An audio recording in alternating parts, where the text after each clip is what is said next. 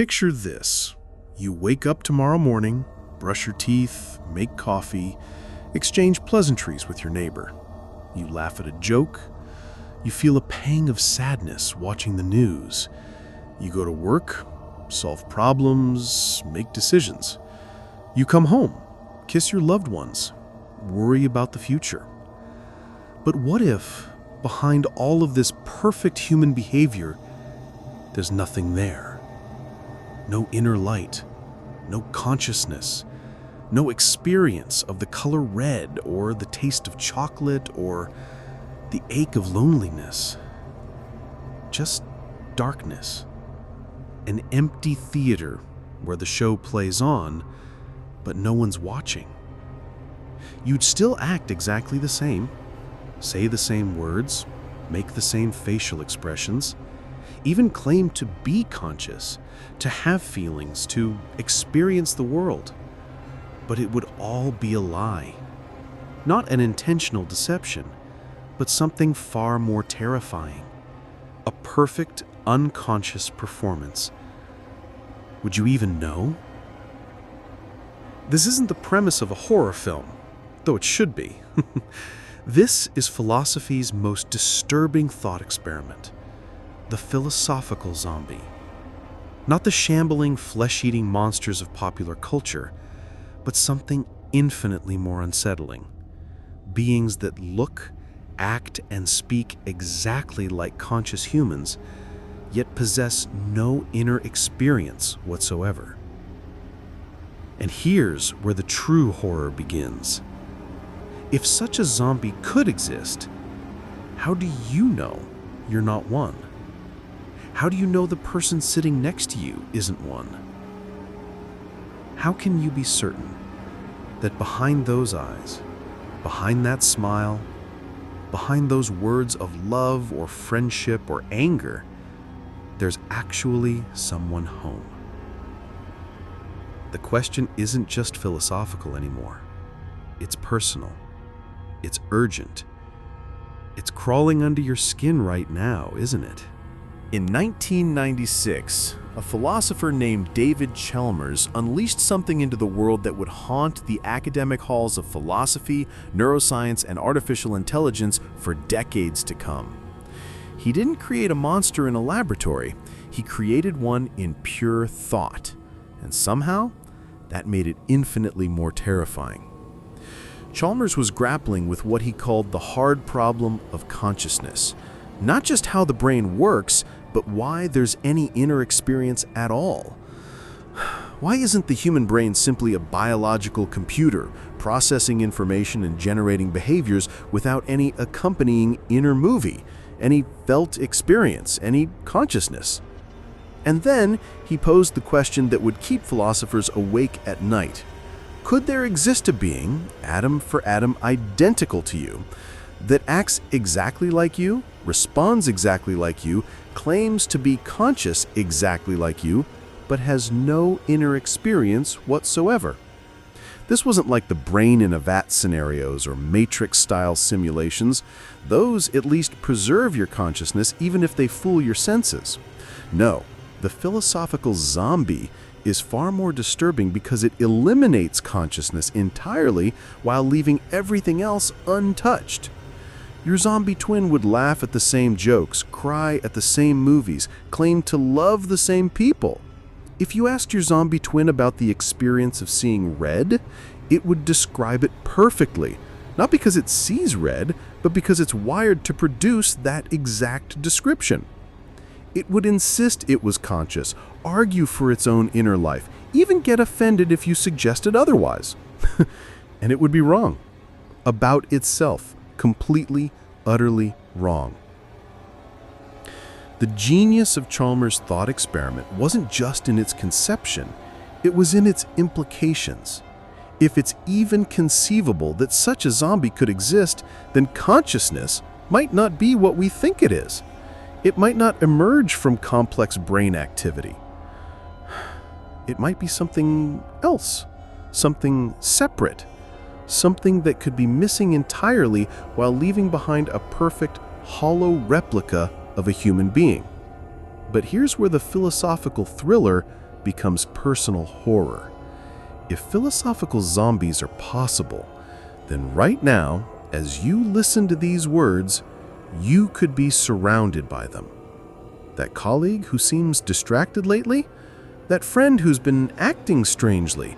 That family member who just doesn't seem quite there? Or worse, far worse, what if the zombie is you? Step back from the philosophy department for a moment and look around. Really look. How many people do you encounter each day who seem to be running on autopilot, going through the motions of human interaction without any spark of genuine presence behind their eyes, scrolling endlessly through feeds, responding with programmed phrases, working jobs that require no real thought, expressing opinions they've never actually examined? The philosophical zombie isn't just an abstract puzzle. It's a mirror reflecting something deeply unsettling about modern life. We live in an age where vast numbers of people appear to be sleepwalking through existence, performing the behaviors of consciousness without its substance. Psychologists have a term for this: depersonalization, the feeling of being disconnected from your own experience, watching your life unfold as if from outside yourself. But what if it's not just a feeling? What if, for some people, the disconnection is complete? Erich Fromm warned us about this decades ago. He saw entire societies producing what he called automaton conformity, people who had given up their individual consciousness in exchange for social acceptance. They think they're thinking, but they're really just processing the approved thoughts of their culture. They feel they're feeling, but they're really just experiencing the emotions their society has taught them to have. Carl Jung spoke of the shadow self, the parts of our psyche we refuse to acknowledge. But what if the shadow isn't hidden? What if for some people it's all there is? A perfect performance of humanity with no authentic self beneath the mask. Hannah Arendt witnessed this firsthand during the Nazi trials. She coined the phrase, "the banality of evil," after watching Adolf Eichmann, a man who helped orchestrate the Holocaust, appear completely ordinary, even boring. Not a monster, but something perhaps more frightening. A person who had never truly thought about what he was doing. A functional human being with no inner moral compass, no genuine reflection, no consciousness worthy of the name. Eichmann wasn't insane. He wasn't even particularly evil in any dramatic sense. He was simply absent. Present in body, functional in behavior, but hollow where a conscious, thinking, feeling human being should have been. And if Arendt was right, he wasn't unique. We live in systems that reward conformity over consciousness, productivity over presence, performance over authenticity. Is it any wonder that we sometimes feel surrounded by people who seem to be playing roles rather than living lives? The question becomes, in a world that often punishes genuine consciousness and rewards zombie-like compliance, how many people simply give up? How many surrender their inner lives for the easier path of automated existence? And having surrendered it once, could they even tell the difference? History has a way of conducting the most terrifying experiments on human consciousness, not in laboratories, but in the streets, in the offices, in the homes of ordinary people who wake up one morning to find themselves living in a world gone mad. But here's the truly chilling part. In many of these historical nightmares, the people weren't driven mad at all. They were driven empty. Consider Nazi Germany. Yes, there were true believers, fanatics, drunk on ideology. But what enabled the machinery of genocide wasn't primarily passion. It was the far more disturbing phenomenon of ordinary people becoming functionally unconscious. Bureaucrats processing paperwork that happened to involve human lives. Train operators following schedules that happened to end in death camps. Neighbors reporting neighbors, not out of hatred, but out of routine compliance. Hannah Arendt documented this bureaucratic zombification with surgical precision. She watched as human beings surrendered their capacity for independent thought, their ability to question, their fundamental consciousness of what they were participating in. They didn't become evil, they became absent. They transformed into perfectly functioning human machines, processing orders without genuine consideration of their meaning. The most haunting testimony from that era doesn't come from the screaming propaganda rallies. It comes from the quiet moments. The secretary who typed deportation orders while thinking about lunch. The accountant who calculated the cost efficiency of mass murder with the same dispassion he'd use for any other business problem. The ordinary citizens who watched their neighbors disappear and genuinely convinced themselves they hadn't noticed. These weren't psychopaths. Psychopaths, at least, are conscious of their cruelty. These were something more terrifying. People who had abdicated consciousness itself. Move forward to Jonestown, 1978. Over 900 people drank poisoned Kool-Aid at the command of Jim Jones. But listen to the recordings from that final day.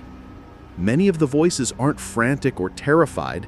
They're calm, mechanical, almost relieved. They had spent so long surrendering their individual judgment to their leader that by the end, there may have been very little individual consciousness left to resist. Or consider the Cultural Revolution in China, where millions of people suddenly began denouncing their own friends, family members, teachers, not because they had become cruel, but because they had become empty. They had learned to suppress their own thoughts so completely that when the state provided new thoughts to replace them, there was no inner voice left to object.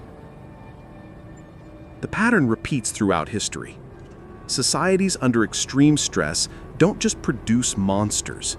They produce something potentially more dangerous. Vast populations of functional humans operating without genuine consciousness. People who can follow complex instructions, maintain social relationships, even express appropriate emotions, all while being fundamentally absent from their own lives. And here's what should keep you awake at night. If entire populations can slip into this zombie-like state during historical crises, what makes you think it couldn't happen again? What makes you think it isn't happening now? You wake up and immediately reach for your phone. Before you're fully conscious, you're scrolling. Dopamine hits your brain in carefully calculated intervals. You like, you share, you comment, but do you think? The feed knows you better than you know yourself. It predicts what you'll click before you decide to click it. It serves you outrage when your engagement is dropping, comfort when you need soothing, just enough novelty to keep you scrolling, just enough familiarity to keep you comfortable. You feel like you're making choices, but the algorithm made those choices for you hours ago.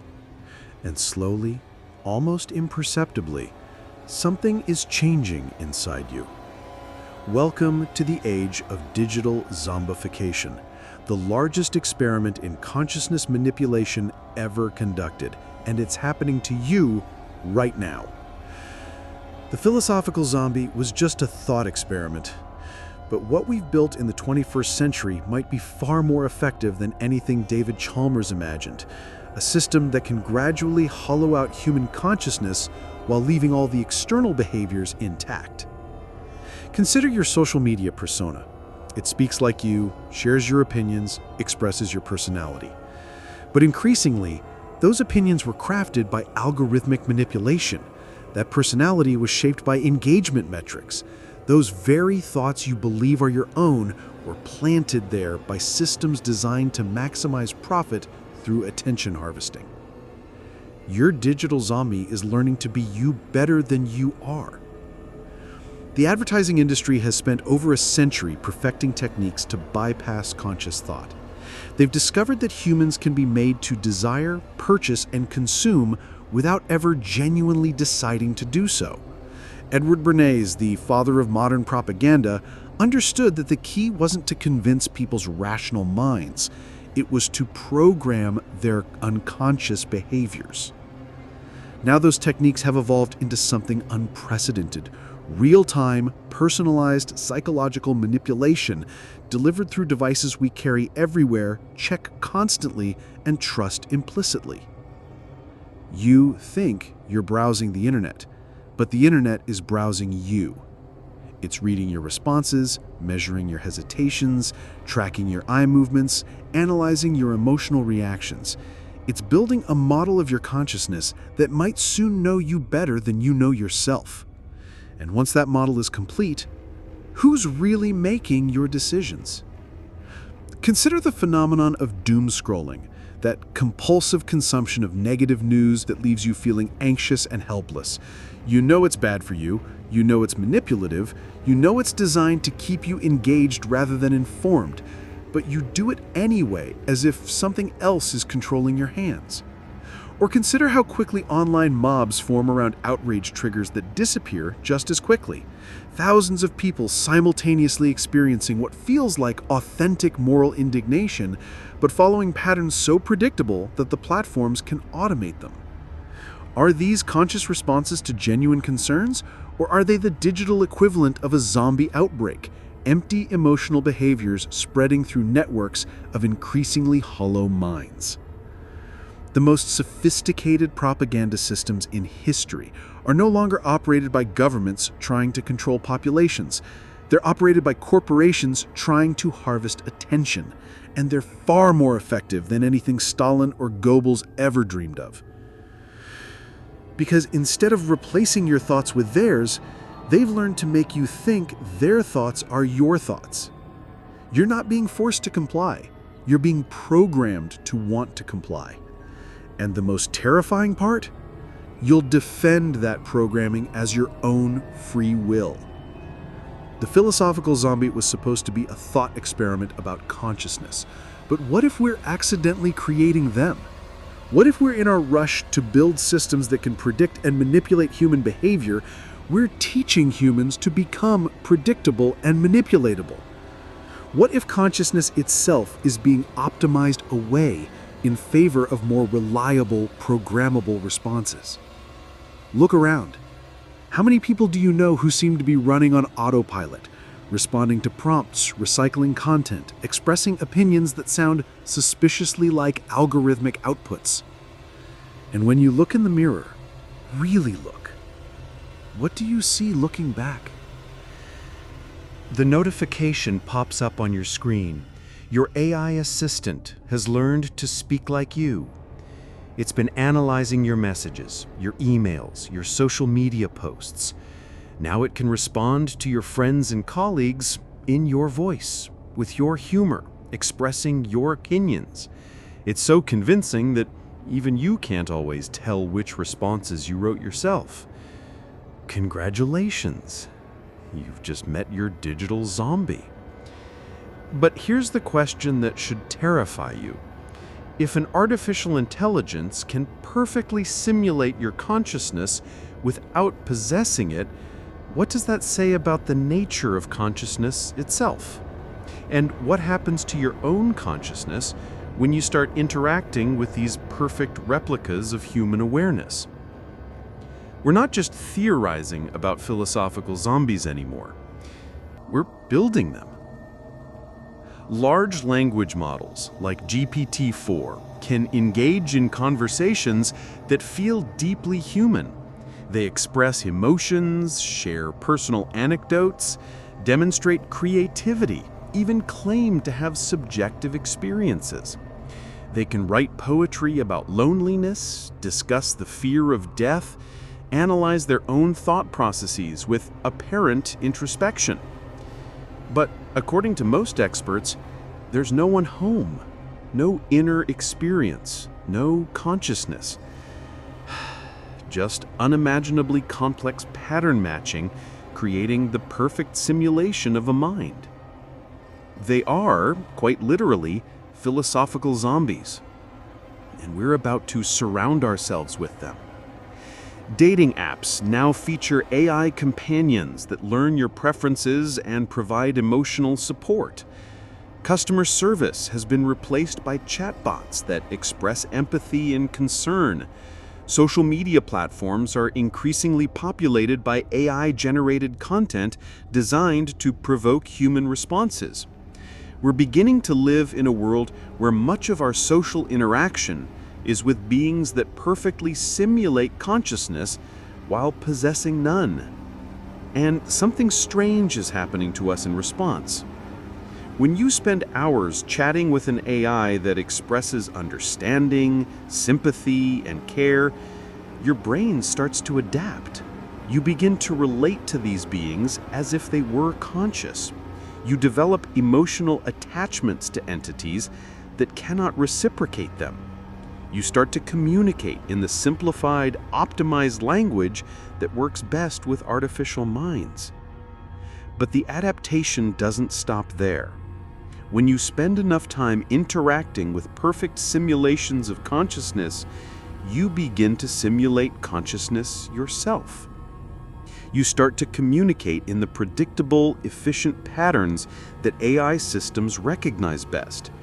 Your own responses become more algorithmic, more automated, more zombie-like. We're witnessing the emergence of a feedback loop between artificial zombies and human consciousness. The AI systems learn to simulate us, and we learn to behave more like them. The boundary between genuine consciousness and sophisticated simulation becomes increasingly blurred, not because the AI becomes more conscious, but because we become less so. Consider the uncanny valley effect, that unsettling feeling when something appears almost but not quite human. We thought this would be a permanent barrier between us and artificial beings. But what we're discovering is that humans can adapt to uncanniness. We can learn to feel comfortable with entities that seem conscious but aren't. And once we're comfortable with digital consciousness, once we can no longer distinguish between real and simulated awareness, once we prefer the predictable responses of AI to the messy complexity of human consciousness, what happens to our own inner lives? The future we're building isn't one where AI becomes conscious. It's one where consciousness becomes optional, where the behaviors of awareness, conversation, emotion, creativity, even love, can be perfectly simulated without the underlying experience. Where humans, surrounded by convincing replicas of consciousness, gradually lose touch with what genuine consciousness feels like. We're not just creating artificial zombies. We're creating a world where being a zombie might be more socially successful than being genuinely conscious. And in that world, the philosophical zombie problem stops being a thought experiment and becomes a survival question. In a world full of perfect simulations of consciousness, how do you remain genuinely conscious yourself? Stop. Right now. Stop and examine this moment. You're listening to these words. You believe you're thinking about them. You feel like you're understanding them, relating to them, perhaps even being disturbed by them.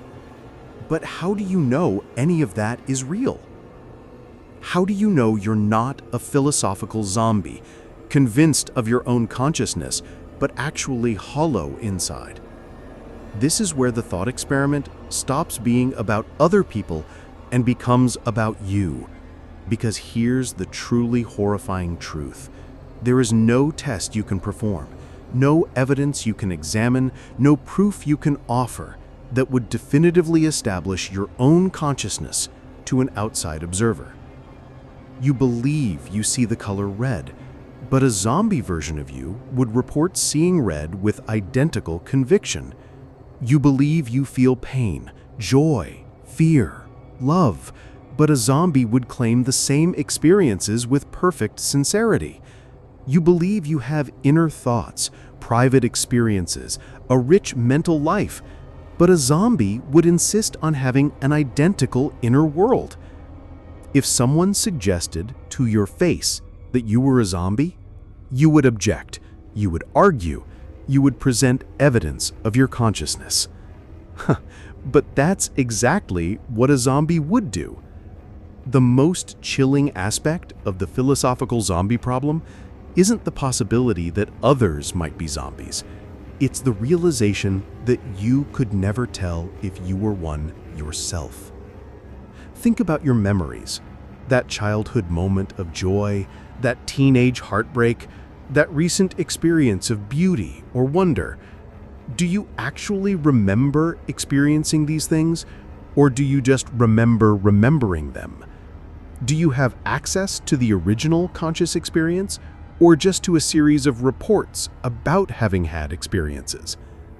When you introspect, when you look inside your mind, what are you actually accessing?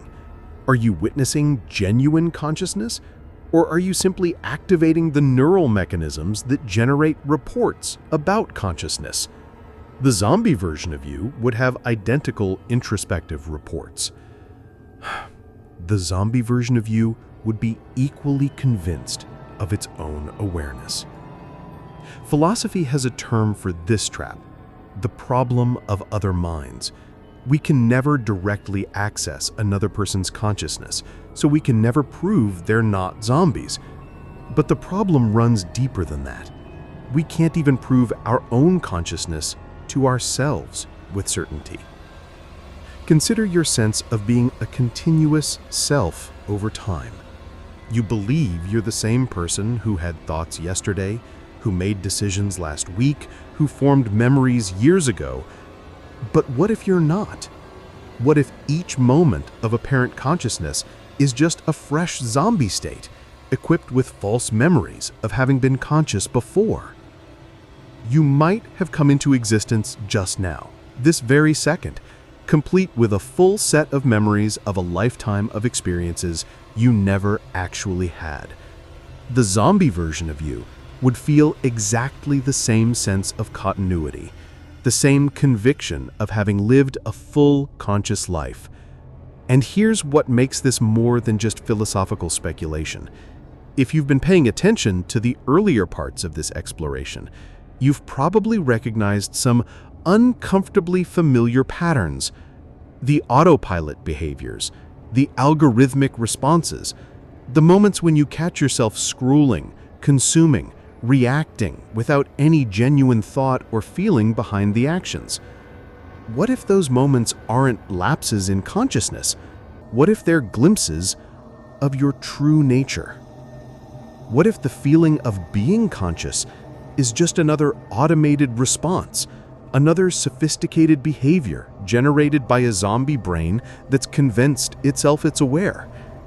The evidence for your own consciousness, your immediate, intimate access to your own thoughts and feelings, is also the evidence a zombie would have. The conviction that you're genuinely aware is also the conviction a zombie would possess. You cannot step outside your own mind to verify that there's anyone inside it. You cannot compare your inner experience to some objective standard of consciousness, because you have no access to any perspective other than your own possibly false one. And so you're left with the most terrifying question of all.